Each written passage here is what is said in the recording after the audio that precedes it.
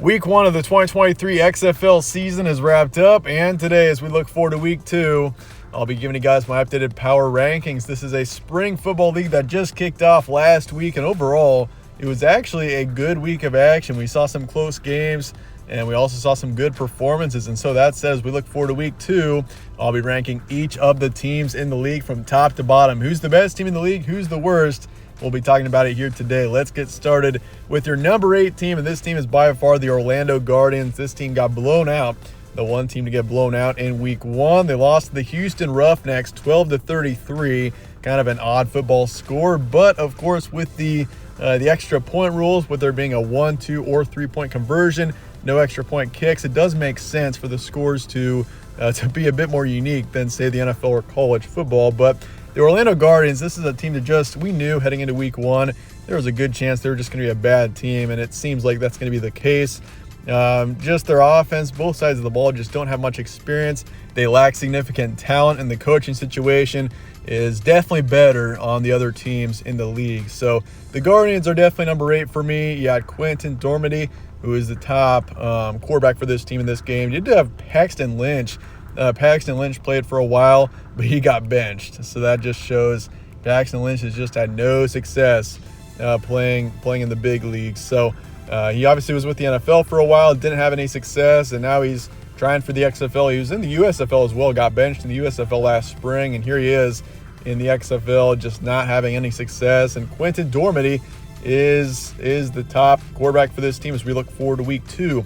Jermaine Martin was the top in rushing, 41 yards, and Andrew Jamiel was the top in receiving. Not a bad game for him, 3 receptions, 80 yards, and a touchdown. Looking forward for the Guardians, this team plays the San Antonio Brahmas in Week 2. The Brahmas did lose to the Battlehawks this past week, so there's a chance for them to get a win there. But despite being at home in that game, they are an underdog. Looking forward to that matchup. Number 7 is going to be the Vegas Vipers, the Las Vegas Vipers. This team lost to the Renegades 20-22. A close game that they had control of for the majority of the time. The Renegades came back and won it. And in the end, the Vipers, I think, are a decent team. It's just, if you look at your Week 2 power rankings, the Guardians are definitely number 8. And honestly, the top 7 are, I think all 7 teams other than the Guardians do have potential in this league to be good. The Vegas Vipers have got some experience. Luis Perez had a decent game, 22 for 36, 249 yards, 3 touchdowns, over 2 interceptions.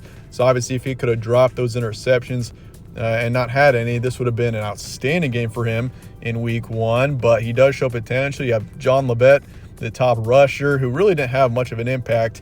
And then you had Jeff Badette, who was the top receiving, 6 receptions, 81 yards, and 2 touchdowns. So he's a name to keep an eye on as we look forward to the future. And the Vipers have got a challenge coming up here in Week 2. The Defenders, the DC Defenders, they got them in Week 2. I see them as one of the more complete teams in the league. Number 6 is going to be the San Antonio Brahmas. This team was at number 5 last week. I've got them moving down to 6. 7 and 8 remain the same with the Vipers and the Guardians, even though the Vipers are kind of on the same levels as the Brahmas here. Both teams did take losses in Week 1, but still show potential. You have Jack Cohn, who actually had a good game, 25 for 36, 270 yards, 1 touchdown, 1 pick. Former Wisconsin quarterback, played for Notre Dame as well. And he's showing some potential, so we'll see how he plays in the future. But offensively, this team has got some good talent. Kalen Ballage in rushing, 24 attempts for 84 yards. Jalen Tolliver was the top in receiving with 49 yards.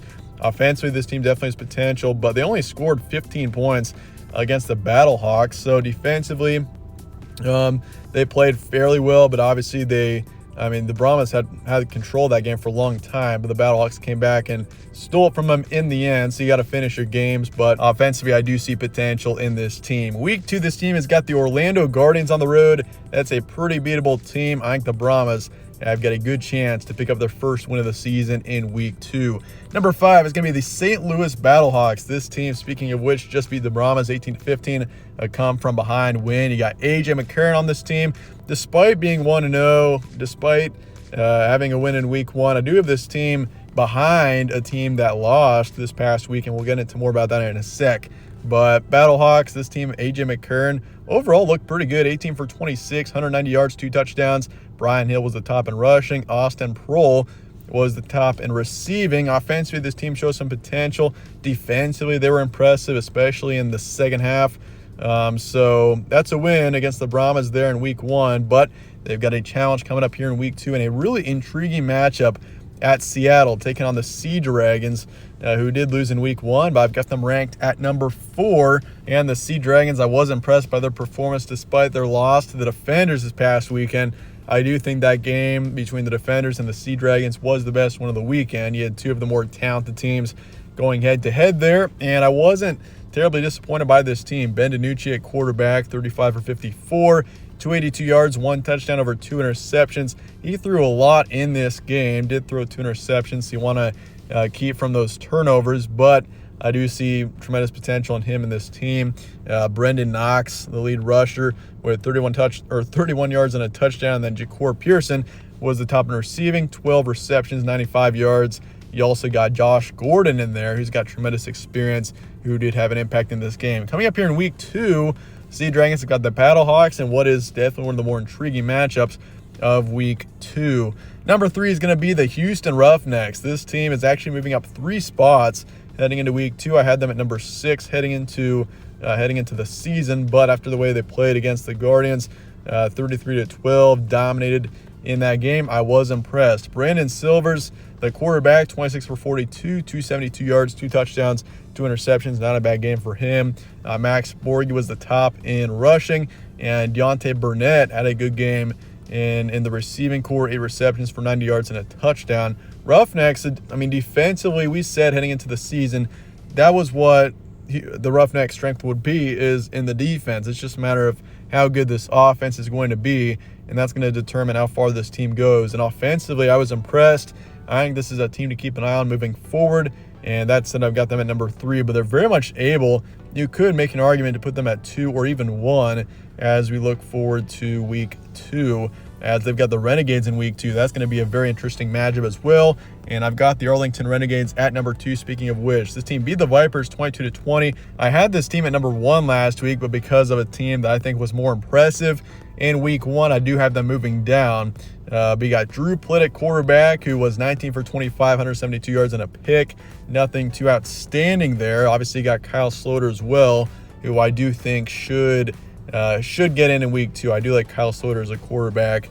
Davion Smith was the top in rushing, 42 yards, and Tyler Vaughns was the top in receiving, 38 yards. So Renegades, I see potential in this team. Bob Stoops, really like him as the coach, but they obviously could have been more impressive in week 1, that's for sure. They got the Roughnecks coming up here in week 2, which once again should be an outstanding matchup. And your number 1 team, honestly, any of the teams in the top 4, I'd say top 3 in particular, you could make a case to be number 1. And I've got the DC Defenders in the number 1 position as we look forward to week 2. They beat the Sea Dragons 22-18, a team that I think is definitely talented and one of the more complete teams in the league. And the Defenders, it was an impressive game start to finish for them, and I've got them at number 1 because of it. You got Jordan Ta'amu, who just really didn't look that good. 8 for 19 when he played, 86 yards and an interception as well. You also got De'Aaron King on this team, a young quarterback who definitely shows potential, played for Miami and Houston in college. I mean, Jordan Ta'amu, he's shown tremendous potential in spring leagues before, but I mean, you look at last year in the USFL and now in this league, through the first game, or in the first game, wasn't terribly impressed by him. So we'll see if he can turn things around. But that is something I'm keeping an eye on. But defensively, I was impressed.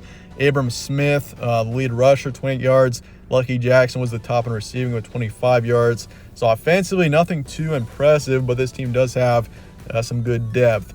And they've got the Vipers coming up here in week 2. I do have the Vipers ranked 7th in the league as we look forward to week 2, but I do think the Vipers very well could win that game.